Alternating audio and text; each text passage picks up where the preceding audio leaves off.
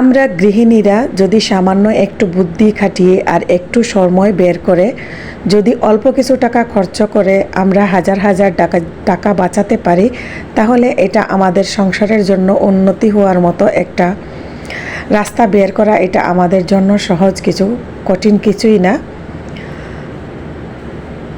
আসসালামু আলাইকুম রহমতুল্লাহি ওয়া বারাকাতুহু। আমার সকল প্রিয় আপু এবং ভাইয়ারা, আপনারা সবাই কেমন আছেন? আশা করি কাছে এবং দূরে, দেশ এবং দেশের বাহিরে যে যেখানে বসে আমার আজকের ভিডিওটি দেখতেছেন, আল্লাহর রহমতে আপনারা সবাই অনেক বেশি ভালো আছেন। আমরাও আল্লাহ তাআলার অশেষ রহমতে আলহামদুলিল্লাহ বেশ ভালো আছি। বরাবরের মতো চলে আসলাম আজকে আরেকটি ভিডিও নিয়ে। আমি হাসনা হেনা। আজকের ভিডিওতে রয়েছে আমি আমার পাকের ঘরের চুলাটা দেখতেছেন অনেকটা কালার নষ্ট হয়ে গিয়েছে। চুলাটা অনেক ভালো, আর এই চুলাটা বাড়িওয়ালার যে বাড়িতে আমরা থাকি ওই বাড়িওয়ালা ভাইয়ার লাগানো। তো চুলাটা চেঞ্জ করতে চাইলে আমি করতে পারবো, বাট এখানে আমার অনেকটা টাকা নষ্ট হয়ে যাবে। এই চুলাটাতে আমি রান্না করি, যে কতদিন ধরে রান্না করছি, চুলাটা খুবই ভালো। আর ভালো থাকার কারণে আমি এখন চিন্তা ভাবনা করেছি চুলাটাকে আমি অল্প কিছু টাকা খরচ করে নতুনের মতো করে নিব। তাহলে আমার দেখা যায় কমপক্ষে 10 থেকে 12,000 টাকা সেভ হবে। একটু ভালোর মধ্যে একটু সুন্দর যদি এটা চুলা কিনতে চাই, একদম নিজের পছন্দ মতো করে হলেও আমার কাছে মনে হয় নিম্নে 10 থেকে 12,000 যেটা চুলা আমার পছন্দ হয়েছে। আমি কিছু চুলা দেখেছি আমার আশেপাশের কিছু দোকানে। যাই হোক, তো আজকে আর ভাবলাম আমি চুলা না কিনে একটু অল্প কিছু টাকা খরচ করে আমি আমার চুলাটাকে কালার করে নিব। আর চুলার কালার করার জন্য আমি যেহেতু কালার আনতে যাব, ভাবলাম আগে আমার রান্নাটা শেষ করে নেই, কারণ সংসারের রান্না যদি থাকে আর চুলা কালার করে চুলাকে তো কমপক্ষে 10 থেকে 15 ঘন্টা অবসরে রাখতে হবে। তাই আমি রান্নার কাজটা সেরে নিচ্ছি। তো কি রান্না করছি এগুলোর ডিটেলসে বলার কিছু নাই, আপনারা দেখতেছেন। রান্নাটা শেষ করে আমি তাড়াহুড়া করে বের হয়ে যাব, চুলা পরিষ্কার করে ক্লিন করে বের হব, যাতে আমি এসে দেখতে পারি চুলা শুকিয়ে গেছে। তো আপনাদের সাথে অনেক কথা বলতে বলতে যে কথাটি বলা হয়নি এর মধ্যে, আমি কিন্তু আগে ছিলাম একটু ছোটো ফ্ল্যাটে, তো সেখানে ছিল সিঙ্গেল চুলা। তো আপনারা যারা পুরানা ভিউয়ার্স রেগুলার আমার ভিডিও দেখেন, আপনারা বলতে পারেন যে আগে দেখলাম সিঙ্গেল চুলা আর এখন ডাবল চুলা দেখতেছি। ডাবল চুলা হওয়ার কারণ হলো আমি এখন আমার পাশের ফ্ল্যাটে চলে এসেছি, মানে একটু বড় ফ্ল্যাটটা নিয়েছি। একই বিল্ডিংয়ে একই তালায় একই বাড়িওয়ালা, বাট শুধু আমি রুম চেঞ্জ করেছি। এই রুমে ডাবল ফ্ল্যাট, মানে একটু বড় ফ্ল্যাট, তাই এখানে ডাবল চুলা আর কিচেনটাও একটু নড়াচড়া করা যায়। তো আমার সুবিধার জন্য আমি রুম চেঞ্জ করেছি। তাই আপনারা দেখতে এখন আমার কিচেনের টাইলসও দেখতে পারেন অন্য টাইলস, বা এখন চুলাও দেখতেছেন আরেক রকম। এটাই তো আজকে প্রথম যে আপু এবং ভাইয়েরা আমার চ্যানেলটি ভিজিট করেছেন, যদি আমার আজকের ভিডিও দেখে আপনাদের একটু ভালো লাগে, তাহলে আমার চ্যানেলটি এখনও সাবস্ক্রাইব করে না থাকলে আমার চ্যানেলটি সাবস্ক্রাইব করে পাশে থেকে যাবেন। আর যারা অলরেডি সাবস্ক্রাইব করে পাশে আছেন সবাইকে অসংখ্য ধন্যবাদ। আমার কথাবার্তার মধ্যে যদি কোনো ভুল ত্রুটি হয় আপনারা প্লিজ ক্ষমা সুন্দর দৃষ্টিতে দেখবেন। আমার চ্যানেলে আরও বিভিন্ন ভিডিও দেওয়া আছে, আপনারা চাইলে আমার সেই ভিডিওগুলো দেখতে পারেন। আর এই ভিডিওটা যারা ফেসবুক পেজ থেকে দেখতেছেন, আপনারা আমার ইউটিউব চ্যানেলটি সাবস্ক্রাইব করে দিবেন। আর যারা ইউটিউব থেকে দেখতেছেন, আমার ফেসবুক যে আইডিটা এটাকে আমি পেজ করে নিয়েছি।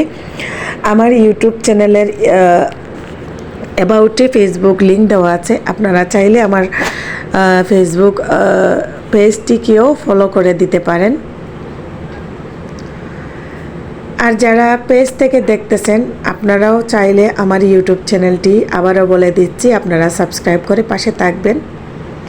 আমি রান্না শেষ করে চুলা টুলা পরিষ্কার করে চলে এসেছি দোকানে কালার নেওয়ার জন্য।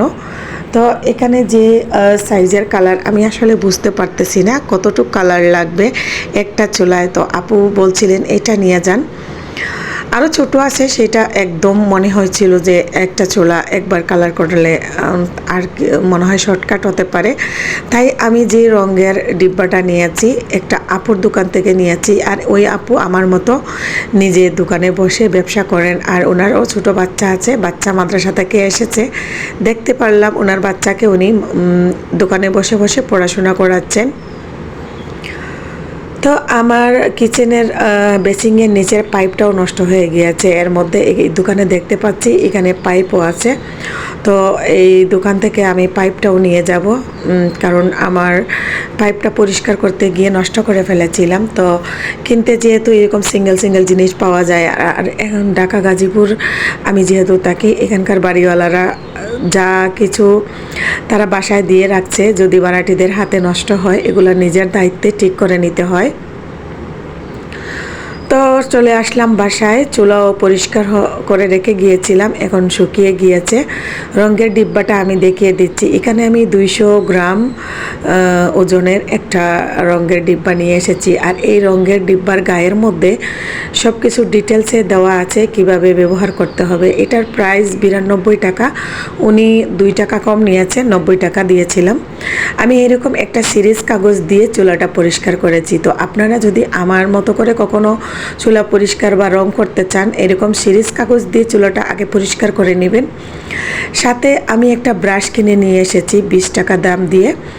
তো 20 টাকা আর 90 টাকা, মাত্র 110 টাকায় আমার অনেক টাকা বেঁচে গেল, তাই না?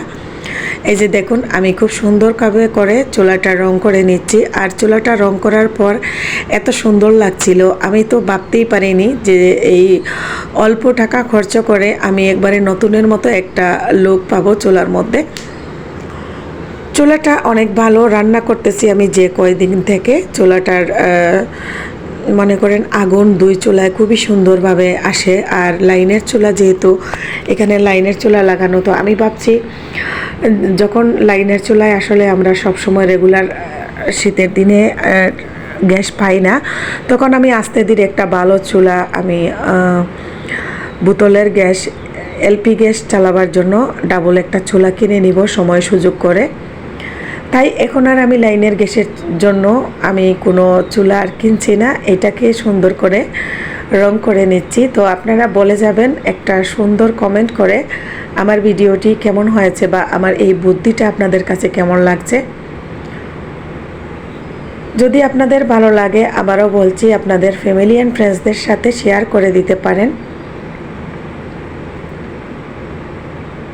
এভাবে আমরা বুদ্ধি কাটিয়ে হাজার হাজার টাকা সংসারের বাঁচিয়ে নিতে পারি।